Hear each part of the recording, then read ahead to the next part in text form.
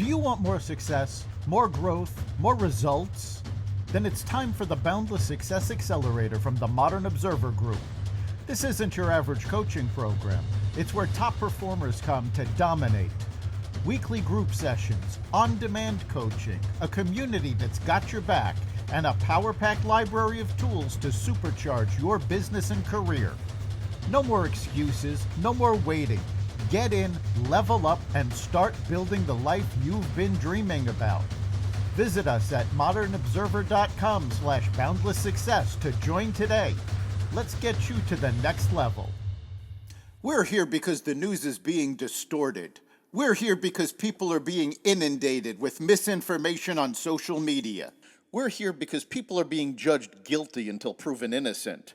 We are fighting back with facts. This is not a safe zone, so buckle up, Buttercup. This is the raw, naked truth.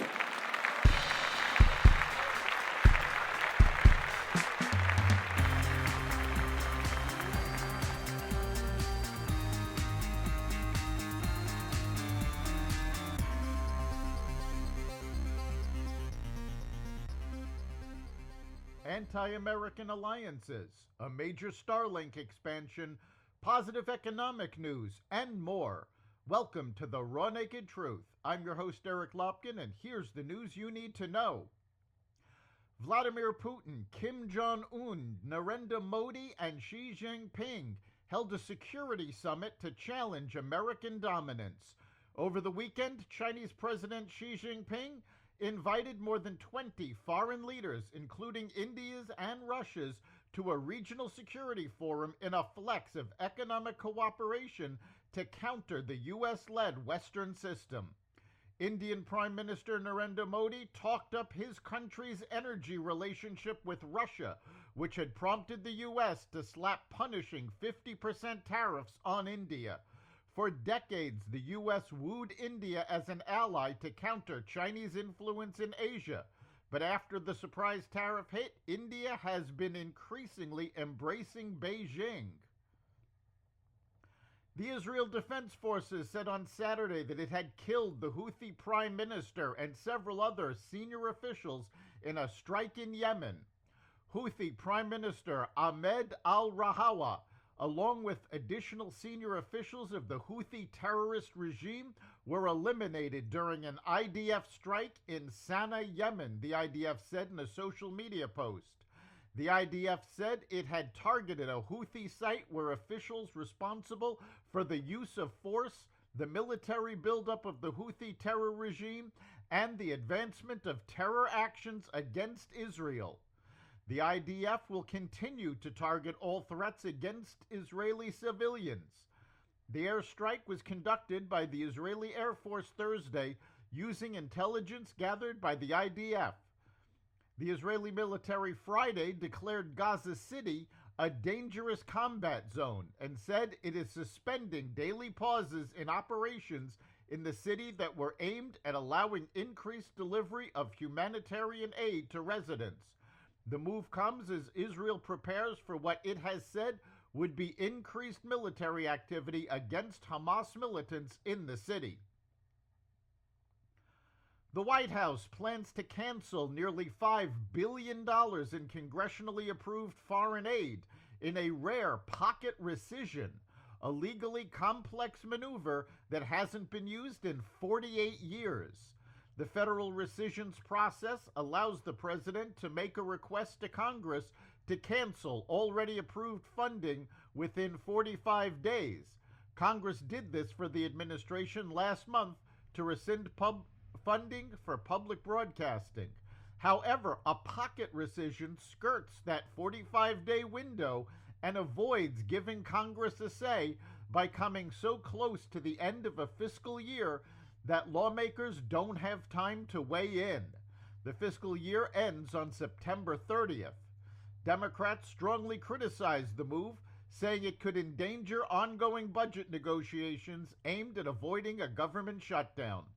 The White House said the move was legal and expected the issue to end up in court.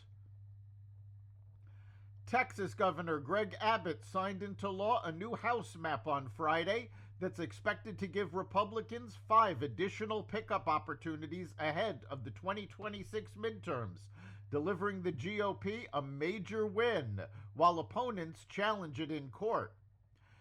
This is Governor Greg Abbott. I'm about to sign the law that creates the one big beautiful map that ensures fairer representation in the United States Congress for Texas, Abbott said in a video posted on social media, thanking several lawmakers and politicians for their work on the map. Texas is now more red in the United States Congress, he added after signing the map. The state Senate passed the new congressional lines in the early morning hours over the weekend as Democrats sought to delay its inevitable passage.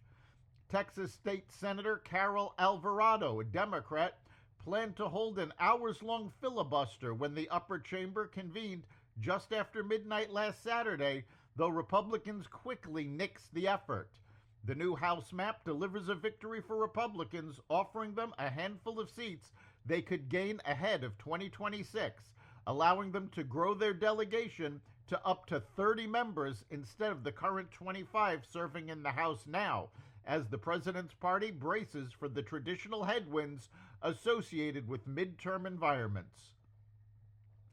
Governor Gavin Newsom announced on Thursday his plan to deploy California Highway Patrol crime suppression teams across the Golden State to prevent crime and promote public safety.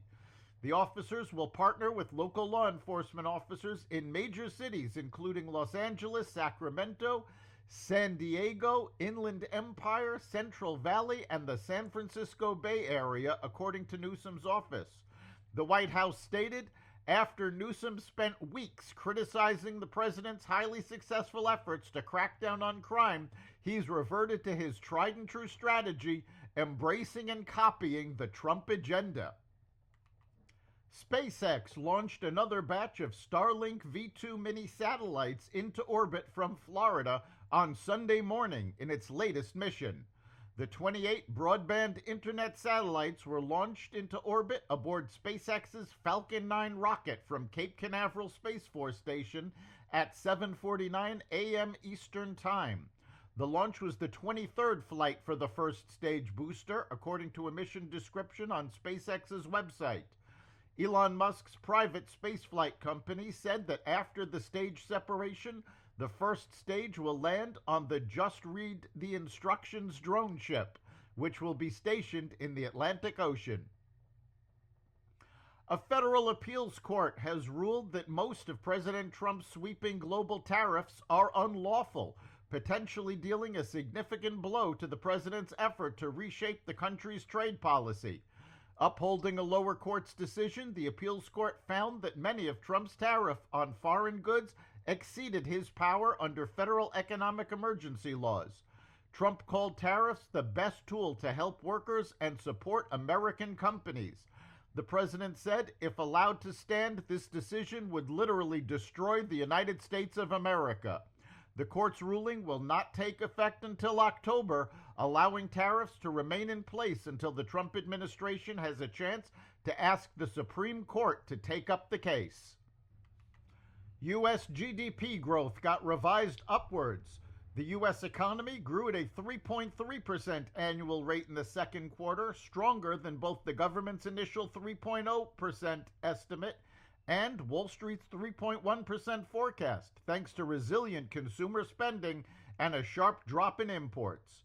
Consumer spending rose 1.6%, while a key measure of domestic demand, final sales to private domestic purchasers, climbed to 1.9%.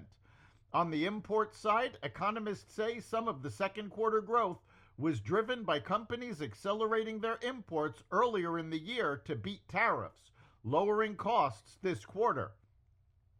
The third quarter is tracking near 2.2% so far.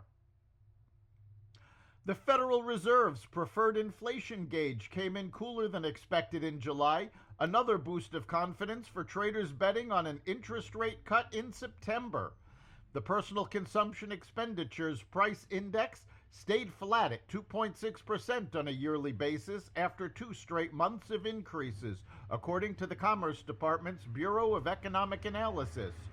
Core PCE, which excludes volatile food and energy prices, ticked up 0.3% from the month before, as expected.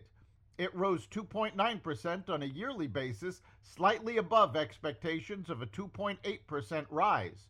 Traders currently see an 85% chance the Fed slashes interest rates in September, according to 30-day Fed funds futures prices.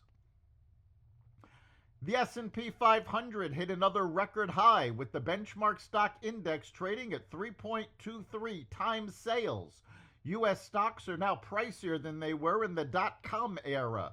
The index is also the most concentrated that it has ever been, with the 10 largest companies adding up to 39.5% of the S&P 500's total value at the end of July. That's the Raw Naked Truth.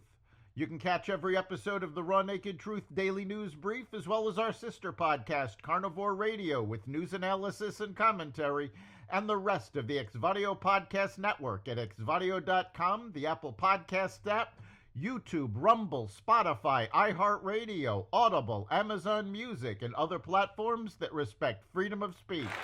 We'll see you next time.